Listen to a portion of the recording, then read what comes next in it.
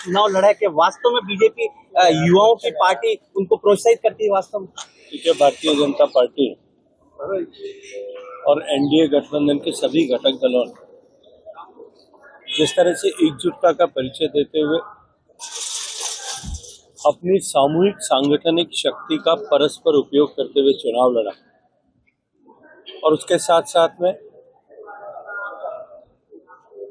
बिहार के चुनाव में जो मुख्य मुद्दा जंगल राज वर्सेस विकासवाद था,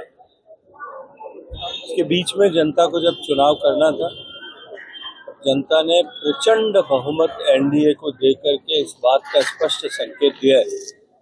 इस देश में अब यदि किसी भी तरह की राजनीति का कोई मुद्दा रहेगा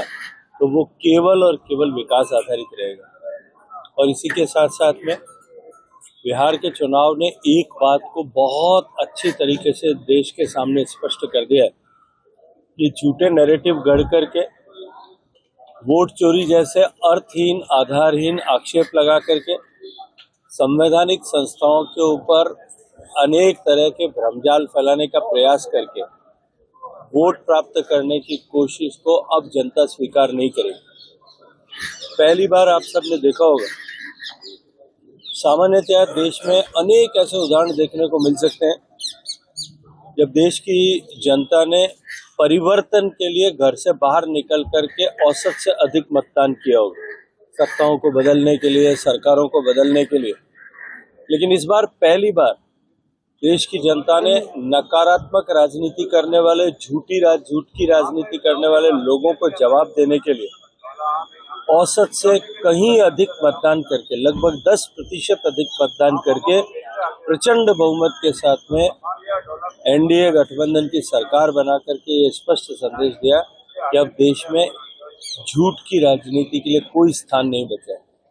जिस तरह से हल्के स्तर पर चुनाव को ले जाने का प्रयास कांग्रेस पार्टी आरजेडी के नेताओं ने किया था, जिस तरह की हल्की टिप्पणियां की गई थी, माननीय प्रधानमंत्री जी की माताजी से लेकर के छठ मैया तक किसी को भी उन्होंने नहीं बख्शा था। बिहार की जनता ने उसका स्पष्ट जवाब उनके मुंह पर एक करारा तमाचा मार करके दिया। जो सरकार बनाने की बात करते थे वो दहाई के आंकड़े में भी नहीं पहुंच पाए और ये स्पष्ट हो गया है कि अब देश में केवल और केवल विकास की राजनीति और विकास के एजेंडा को ही देश की जनता स्वीकार करने वाली है। सभी उम्र के लोगों को जहां कहीं भी गठबंधन ने मौका दिया, आप स्ट्राइक रेट को देखिए, लगभग 80 से 90% strike rate Bharatiya Janata party की, जेडीयू की, एलजेपी की और जो जीतन राम मांझी जी की पार्टी हम है, उन सब की स्ट्राइक रेट उतनी ही रही है। सारे घटक दल ने एक दूसरे को सपोर्ट करते हुए एक साथ मिलकर के एक सामूहिक शक्ति किस तरह से चुनाव लड़ सकती है, इसका एक नायाब उदाहरण जो है इसके माध्यम से प्रस्तुत किया। सर, दिल्ली हादसे के बाद में जम्मू कश्मीर में भी रात्रि को विस्फोट हुआ है, कई लोगों की मौतें हो गई।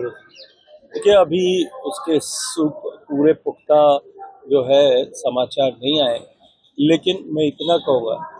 कि दिल्ली हादसे से पहले से जब जानकारी आई थी तब से लेकर के सारी एजेंसियां सतर्कता के साथ में काम कर रही थी। निश्चित रूप से हादसा दुर्भाग्यपूर्ण था, लेकिन हादसे से पहले जिस तरह की रिकवरीज हुई है, 2900 किलो विस्फोटक जो बरामद हुआ है, दिल दहल जाता है कि अगर वो अपने मंसूबों में कामयाब हो जाते तो उसका कितना बड़ा नुकसान हो सकता था। लेकिन ये संकल्प सरकार का है कि हमारा आतंकवाद के प्रति जीरो टॉलरेंस है और किसी भी इसके लिए दोषी और ऐसी घटना को अंजाम देने वाले और इस मानसिकता को पनपाने वाले व्यक्ति को, चाहे वो देश में है या देश के बाहर कहीं भी है, हम उसे जो है वो निस्तनाबूद करके छोड़ें। सर, अंता उपचुनाव में भारतीय जनता पार्टी जीत नहीं पाई, वहाँ दूसरे नंबर पर वहाँ भाजपा जो है पीछे पिछड़ गई। देखिए, उपचुनाव जो है वो कई विषयों से जुड़े होते हैं और उपचुनाव को किसी जनरल इलेक्शन के बराबर करके नहीं देखा जा सकता। ये जनता विधानसभा को आज से लेकर के जब से चुनाव प्रारंभ हुए तब से लेकर के आज तक देखा जाए तो वैसे भी अधिकांश समय में केवल 2 या बार को छोड़ करके अधिकांश समय जनता विधानसभा भारतीय जनता पार्टी के खाते में नहीं आ पाई है। लेकिन जो कुछ भी कारण रहे, जो कुछ भी विषय रहे, निश्चित रूप से ये आत्मावलोकन और इंट्रोस्पेक्शन का विषय हम सब मिलकर के उस पर विचार करेंगे और उस पर आगे हम किस तरह से भारतीय जनता पार्टी की सरकार की नीतियों का प्रभाव किस तरह से जनता के हृदय तक पहुंचे, इस पर निश्चित ही काम